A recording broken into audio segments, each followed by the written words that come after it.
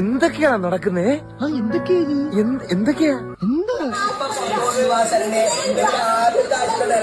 രാവിലെ 10 മണി.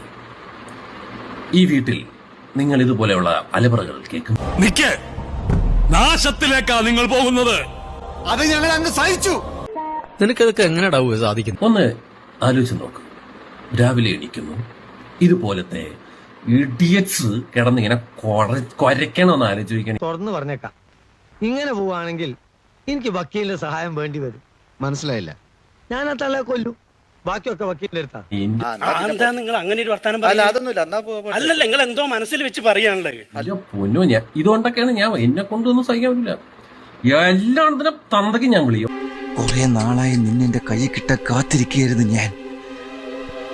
ഒരു വകതിരിവില്ലാത്ത മലയാളി.